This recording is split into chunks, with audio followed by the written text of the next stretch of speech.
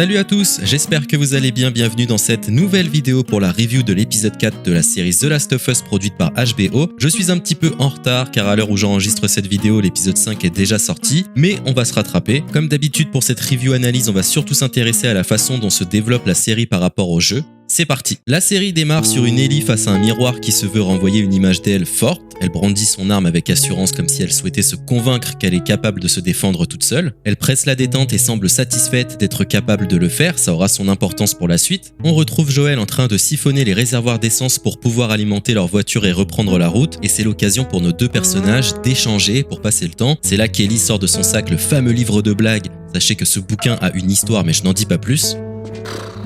Bon. Et si on détendait un peu l'atmosphère? Prêt? Quel est le comble pour un facteur?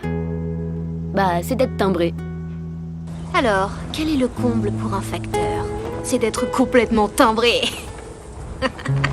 Après avoir récupéré suffisamment d'essence, Joel et Ellie reprennent la route et là, nous avons une succession de scènes quasiment copier-coller du jeu vidéo. Ellie retrouve une cassette de musique à l'arrière de la voiture. Dans les jeux vidéo, Ellie sort cette cassette de son sac en avouant l'avoir piquée à Bill en plus de son magazine érotique. Où t'as trouvé ça?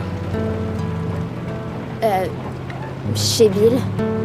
Enfin, ces trucs traînaient un peu partout. Et t'as pris quoi d'autre? Ben...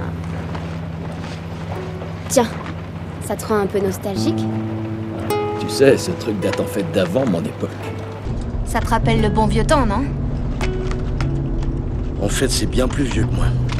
Puis bien évidemment, la scène du magazine érotique que l'on retrouve elle aussi quasiment à l'identique. Il y a pas beaucoup de lecture, mais les images sont plutôt intéressantes. Non, pour ça, Ellie, c'est pas pour les enfants. Comment il peut marcher avec ça entre les jambes? Jette-moi ça tout de suite. Calme-toi. Il y a pas grand-chose à lire, mais les photos sont intéressantes. Non, Ellie, ça c'est pour les adultes. Wow.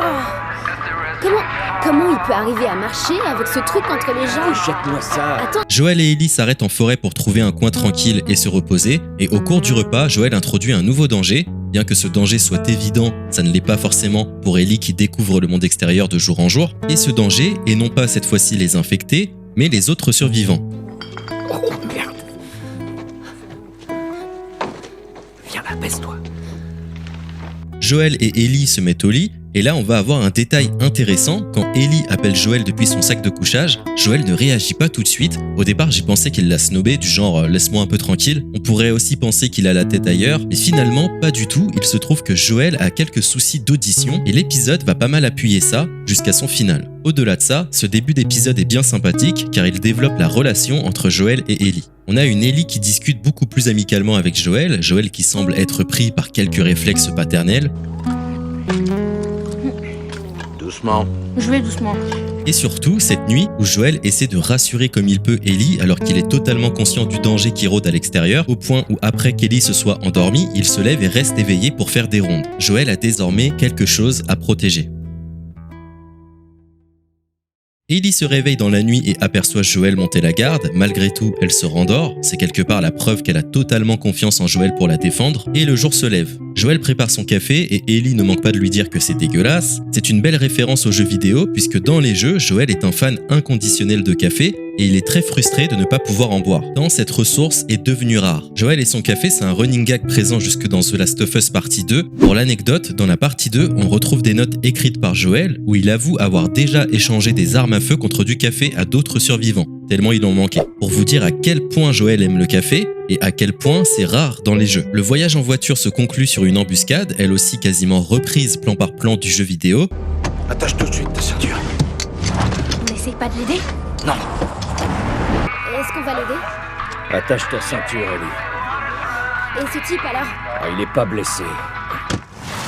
Il faut savoir que ce passage est mythique dans les jeux puisque c'est une des scènes présentées il y a quasiment 10 ans lors de spots publicitaires à la télévision. C'est une des scènes qui a participé à donner aux joueurs l'envie de découvrir The Last of Us premier du nom. C'était vers juin 2013. Et revoir cette scène 10 ans plus tard sous forme de série télévisée, c'est un réel plaisir. Je l'ai trouvé dynamique et super bien réalisé. C'est à partir de là que l'épisode prend une tournure totalement différente des jeux vidéo. On a la confrontation entre Joel et les survivants qui ont tenté de les arrêter. Joel les neutralise tous à l'exception d'un survivant qui arrive à l'avoir par derrière. Souvenez-vous les problèmes d'audition. Scène très forte en émotion puisque le survivant qui attaque Joel est en détresse. Il vient d'assister à la mort de ses compagnons. C'est dans un dernier élan qu'il tente de les venger sans savoir qu'Ellie est planquée derrière un mur. Donc, malgré le fait qu'il arrive à avoir Joel par surprise, Ellie intervient pour tirer dans le dos du survivant et ainsi sauver Joel qui était en très mauvaise posture. On peut même dire que c'était sûrement la fin pour Joel si Ellie n'était pas intervenue. C'est une scène qui fait directement référence à The Last of Us partie 1 avec Joel et Ellie dans l'hôtel.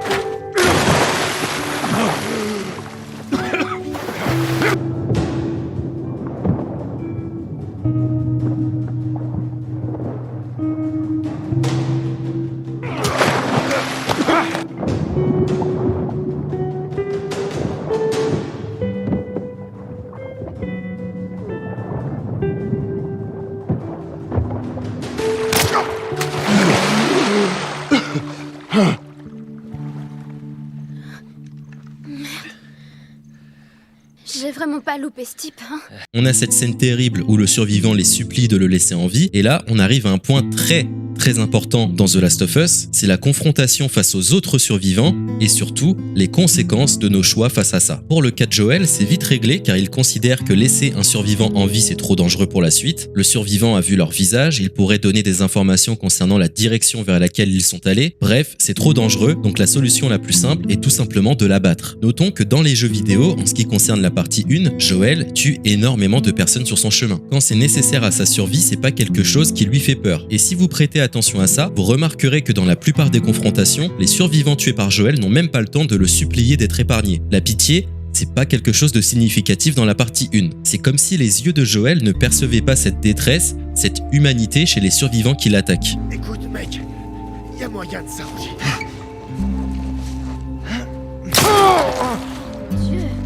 Contrairement à la partie 2, et attention je vais spoiler quelques éléments scénaristiques plus ou moins majeurs, donc je vous invite à avancer dans la vidéo si vous n'avez pas fait The Last of Us partie 2, je mettrai un timecode.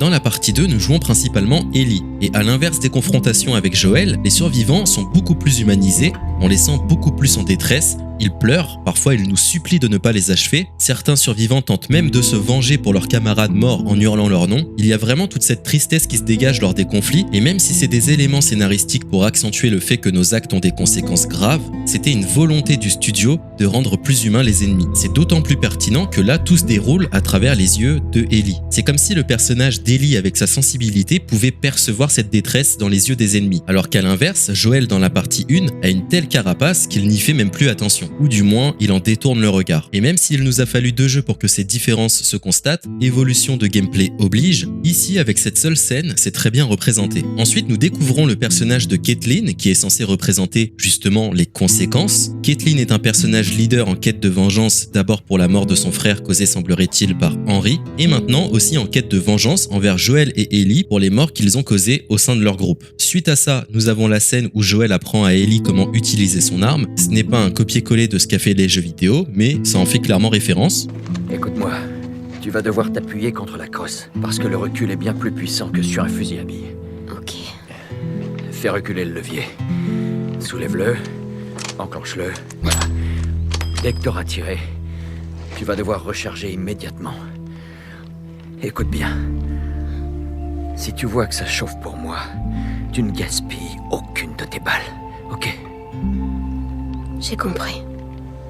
Ensuite, Joel et Ellie décident d'attendre la nuit pour se diriger vers un building afin de pouvoir se planquer et se reposer pour la nuit. On a toute une succession de dialogues entre Joel et Ellie plutôt amicales qui appuient encore une fois le fait que leur relation évolue petit à petit. Après avoir trouvé un endroit où dormir, on a une scène où Joel piège le sol avec des éclats de verre pour pouvoir entendre d'éventuels passages ennemis. J'ai bien aimé le côté survivant qui a de l'expérience qui se dégageait de cette scène. Et surtout, ça va servir une nouvelle fois le fait que Joel a un problème d'audition puisque des survivants vont bel et bien arriver et réussir à passer ce piège. Joel. Joel. Joel! Mais avant ça, l'humeur est à la rigolade, on a Ellie qui continue de faire des blagues, une blague tout droit sortie du DLC Left Behind. J'en dis pas plus, Left Behind sera d'ailleurs le nom de l'épisode 7, donc pas de surprise, j'ai bien compris de quoi ça allait parler. Bref, Ellie fait des blagues, Joël rigole, ça y est, Joël commence à se détendre un peu, Ellie ne manque pas de faire remarquer que Joël n'entend pas très bien de l'oreille droite, ce qu'on a pu constater à plusieurs moments de l'épisode. Ils finissent par s'endormir tous les deux, et ça se termine sur une scène où nous voyons Joël dormir sur son oreille gauche, donc la seule oreille qui fonctionne encore à peu près bien. Jusqu'au moment où ce qui devait arriver arriva, 2 survivants les attaquent en pleine nuit sans qu'ils puissent se défendre. Je me demande bien qui peut être ces 2 survivants. Concernant mon avis, j'ai trouvé l'épisode efficace dans ce qu'il souhaitait raconter, dans tout cet aspect actes et conséquences de nos actes. La relation entre Joël et Ellie évolue de plus en plus, contrairement à ce que j'ai pu reprocher lors de ma précédente review. Pour cet épisode, j'ai adoré les expressions de Bella Ramsey sur le personnage d'Ellie. On a des scènes très souriantes ainsi que des scènes où c'est pas la joie. Et le contraste entre les deux fonctionne bien, c'est assez équilibré. Pedro Pascal, pour moi, c'est Joël, y a rien à dire, hein, toujours incroyable dans sa prestation. Les décors sont très convaincants et les musiques restent dans l'ambiance des jeux vidéo. En même temps, c'est les mêmes bandes son, donc ils peuvent pas se tromper. J'apprécie beaucoup le fait qu'il y ait de nouveaux personnages et que ce soit pas un vulgaire copier-coller des jeux. D'ailleurs, sachez que le personnage qui joue le bras droit de Caitlin est l'acteur qui s'occupe de jouer Tommy, le frère de Joël pour les jeux vidéo. Donc c'est plutôt cool de le retrouver ici. N'hésitez pas à partager ce que vous avez pensé de cet épisode en espérant que cette review vous ait plu. Encore une fois, je ne fais que partager mon ressenti vis-à-vis de cette série. Je ne suis pas un expert. Malgré tout, j'espère que c'est intéressant ou du moins divertissant à regarder. C'était la Pomme Noire. Ciao ciao.